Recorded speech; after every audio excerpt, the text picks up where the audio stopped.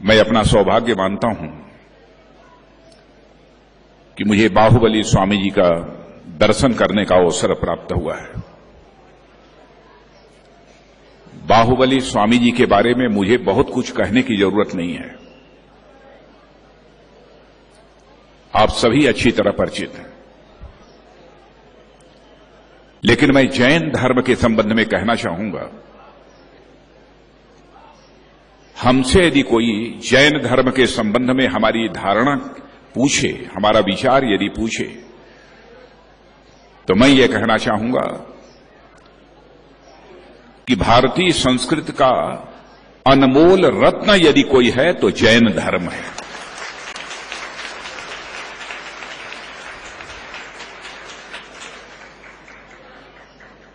हिंसा को मूल रूप से नकारता है और साथ ही साथ सूक्ष्म रूप में भी हिंसा को नकारने वाला इस विश्व की धरती पर कोई धर्म है तो उस धर्म का नाम है जैन धर्म।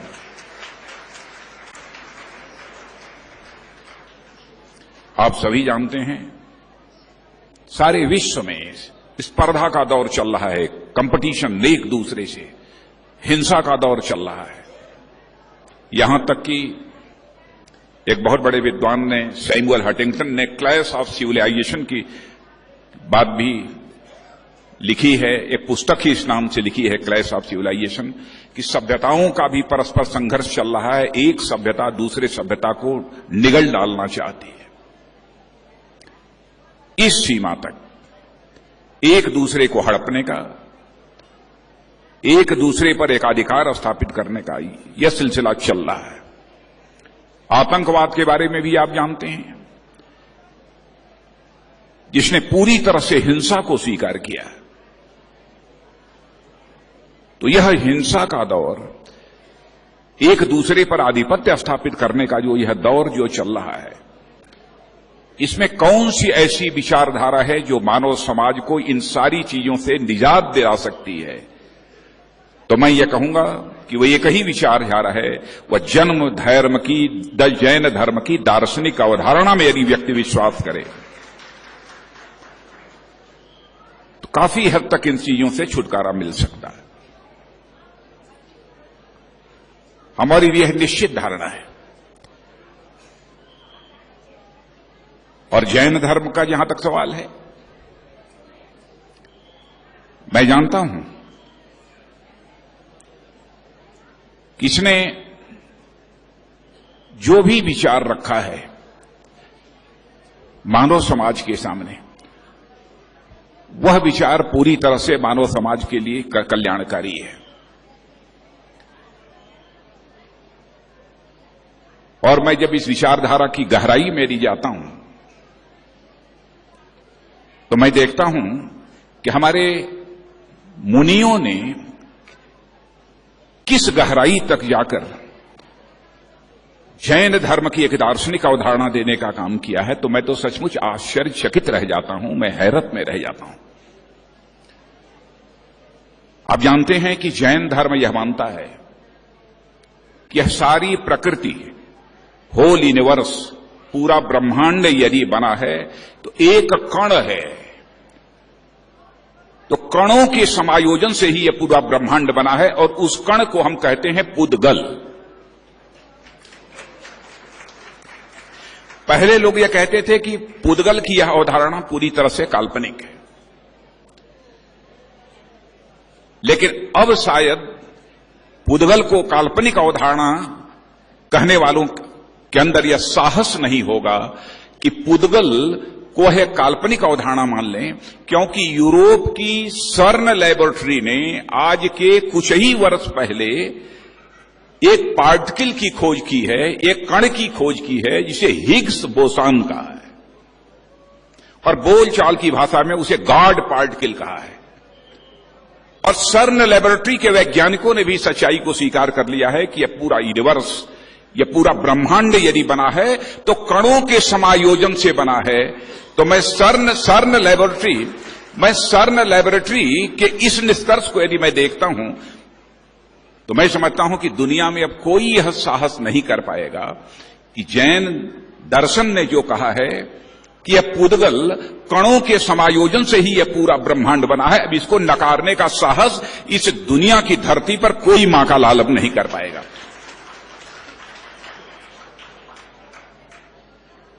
कोई गहराई में जाकर देखे तो, जहां तक चंद्रगुप्त मौर्य का प्रश्न है,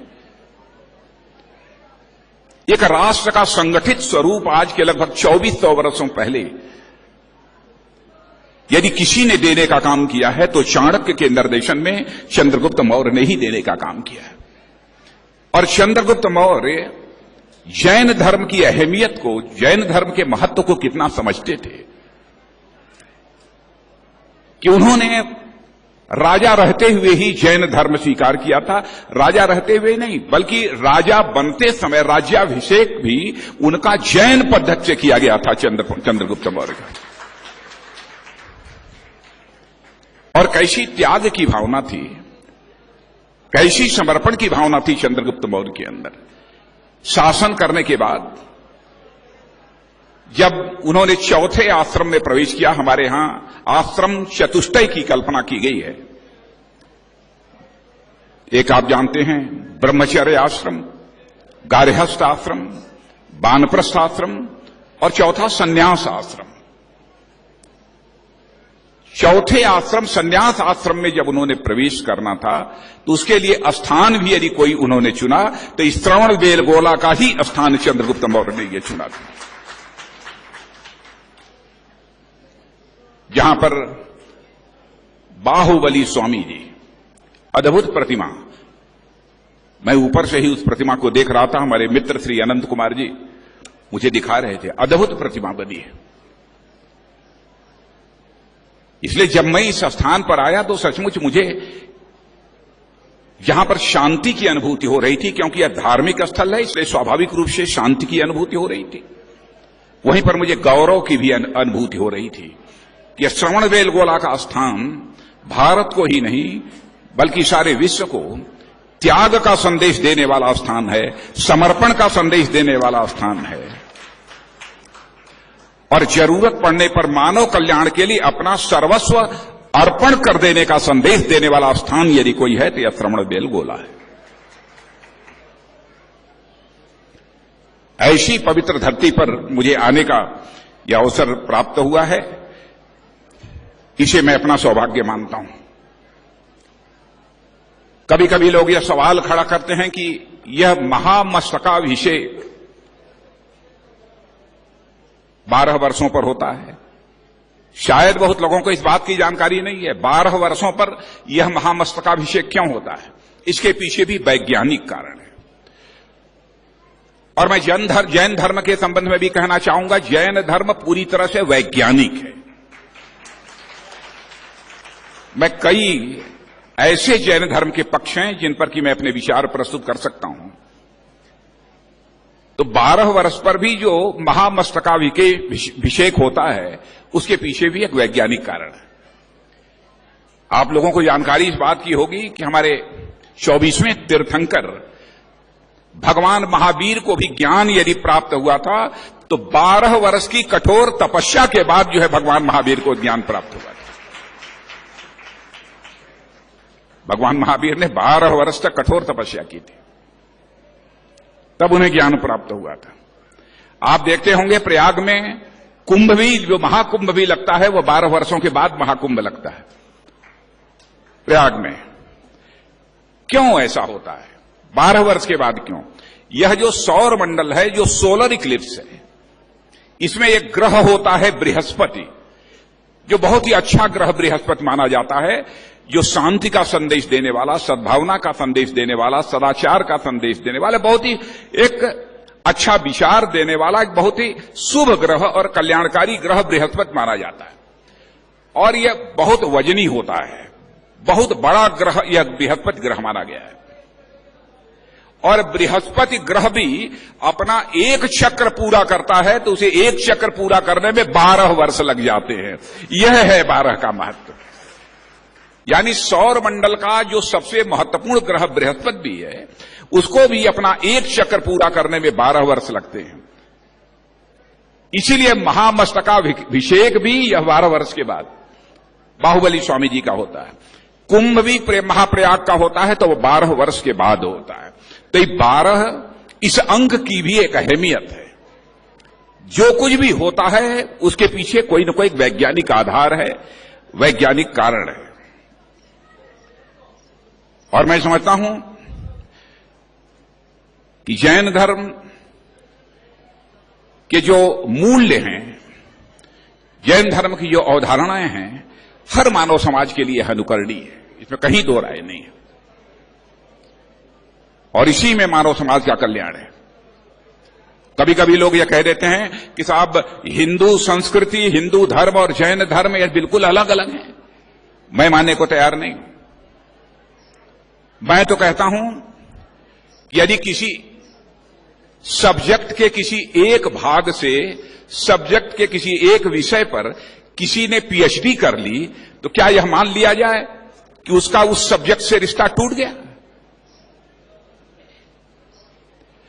यदि हम फिजिक्स के, यदि भौतिक शास्त्र के, यदि हम छात्र हैं फिजिक्स के और हमने इलेक्ट्रॉनिक्स में अथवा किसी विषय पर यदि हमने कोई रिसर्च कर लिया तो मान लिया जाएगा कि वो फिजिक्स का अथवा उस विषय का पार्ट नहीं है। तो मैं तो यह कहता हूं कि हिंदू संस्कृति, भारतीय संस्कृति यह सब्जेक्ट है, तो अहिंसा के मामले में डॉक्टरेट की डिग्री यदि कोई है तो यह जैन धर्म है। इसलिए इन दोनों को एक दूसरे से अलग नहीं किया जा सकता, एक सब है। लेकिन जिस प्रकार की कठोर तपस्या यह मुनिवर करते हैं, कल्पना नहीं की जा सकती। माने एक मक्खी का मारना भी अपराध है। रास्ते में चलते हैं तो झाड़ू लगाते हुए चलते हैं, कहीं छोटी सी चींटी भी हमारे पैर के तले दब न जाए। इस हद तक इतनी कठोर तपस्या।